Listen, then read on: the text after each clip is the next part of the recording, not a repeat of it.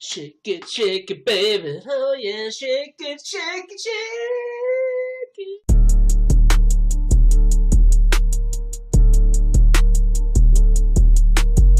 To Fight Island, you obviously interacted with Tom, right? And Ciryl interacted with Tom. You were there with his dad as well. What do you remember from that?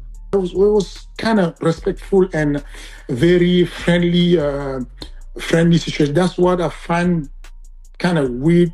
The attitude of Tom now. We are like, it's kind of annoying with, whining around, saying that Ciryl dug him and this and that. Like everyone dug him. He's walking around with a dog. I mean, it's kind of annoying because generally when we met him, the few times that we meet with them, with the family, everything was so respectful and smooth. I mean, even in Paris, the guy decided to fly from London by himself.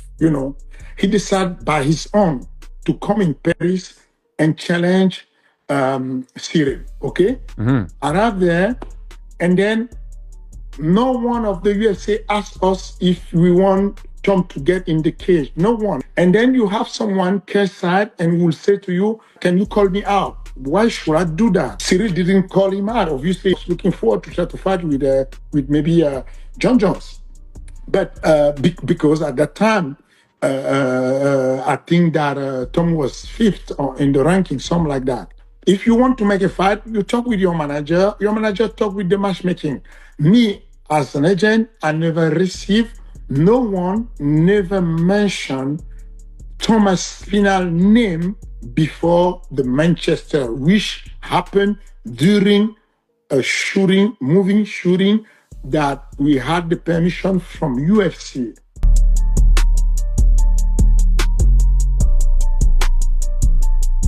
I can't even comb my hair with my left hand, right? Are you possibly gonna fight again someday? Fortunately, I'll never fight again, man. It's a total bummer. I've had 6 surgeries on the shoulder trying to piece myself back together, and I had a massive one, my last 2, where they had to put like a cadaver bone in there. They took a piece of my lower trap out of my back. They put it in my shoulder, all to try to give me some mobility back so that I could potentially continue to fight, but unfortunately, nothing really worked. My last fight camp, I probably dislocated it a good 20 times trying to get to that fight. I just really myself up, just having too much willpower to get things done when my body was telling me I couldn't.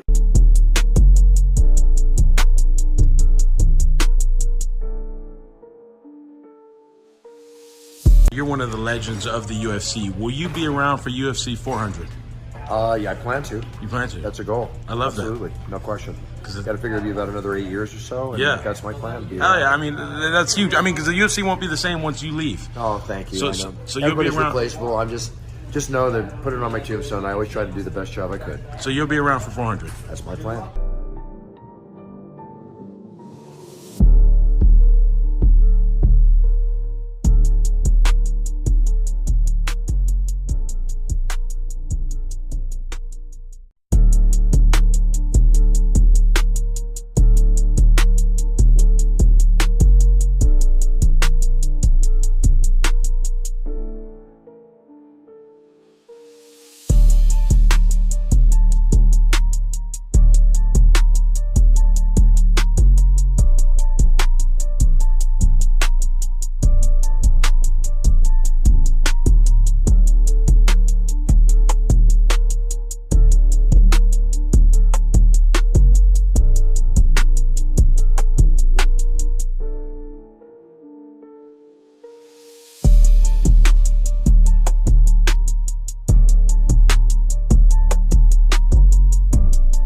Or the slap boxing Slap thing. is crazy, right? This is like, someone needs to come out and speak out against this. So please. Yeah, I mean, it needs to be stopped. I'm actually filming a video on the topic right now because on slap. Yeah, I mean, not just slap, but like the most dangerous sports. And to me, like, it takes the worst part about combat sports and accelerates it.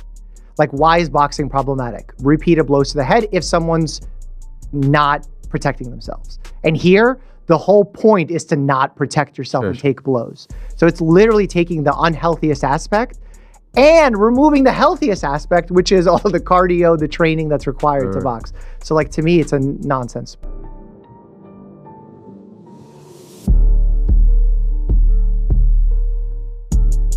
100% sure that a point should be taken. 100% sure.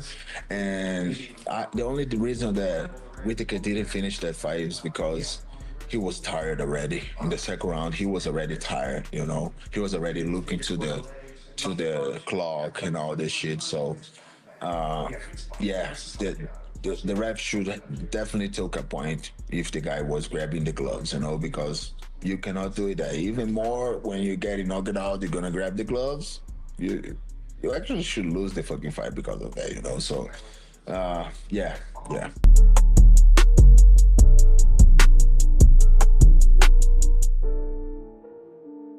I went to, every year I go on a motorcycle ride. We went to Sturgis last year. I had a couple drinks and we were walking into town and some guy had this lit up motorcycle that had this ridiculous stereo system on it. I literally said, I want to buy this bike. And he's like, it's not for sale. He ends up selling me the bike. The bike is a piece of shit. It's basically a boombox with wheels. You can't even ride the thing, and I instantly regretted it. And it sits in my garage up in my place in Maine. It's a total box.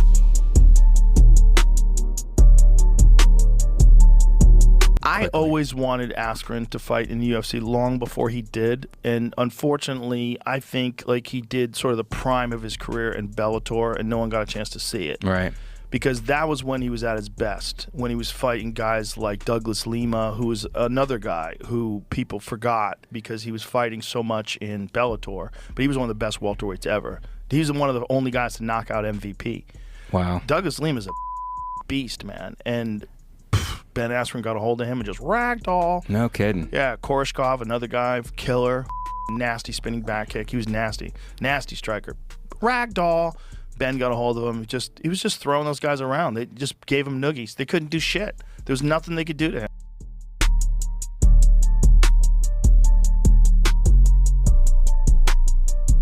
How are you going to celebrate tonight? Hopefully he wants to eat a lot of food because I'm ready. Yeah, well, speaking of food. Not eating all day just because he gets me all nervous. I get much more nervous when my teammates fight rather than when I fight. So really? I'm glad it's over. I could see you actually. They put you on the screen. You look like it was really nervous. Yeah, I think I got no nails left. Speaking of food, we're in Paris. Have you had any nice food? My favorite place in Paris is called Ayako Teppanyaki. I went there twice this week. Found it last year when I was here, and it's a phenomenal meal every single time I go there. So maybe again tonight. We'll see. Yeah. Also, Paris is a city of love. So, what is the most romantic thing you've ever done for someone? The most romantic thing I've ever done for somebody? Ooh. This is a tough one on the spot. You wasn't prepared for that one. Not really. Oh shit, we're talking fighting. Now we're talking love here. Probably just showing up randomly. My girlfriend lives in New York City, so just showing up randomly to see her, I know makes her happy. So, but you choose to stay on your feet, stand up. You risk getting eye poked, getting your nose broken. Like, you know, this is my job. I do this for the money, and if I was to take a heavy wrestling approach, they would never be paying me what they're paying me now. So I've had huge fights, pretty much because of the way I fight. So I have no regrets. How is your nose? I can breathe. Thank God. Yeah, I did not. Luckily, he broke the bone and not the cartilage, so I didn't have to have surgery. So it would have been my third time having to have surgery, and I do not enjoy it. So I'm glad. Yes. We're in Paris with your teammate Archie Colgan. Yep, he just went 10-0. Had a great fight. 10-8 round. That was nice. 2 10-8 rounds. So that was beautiful.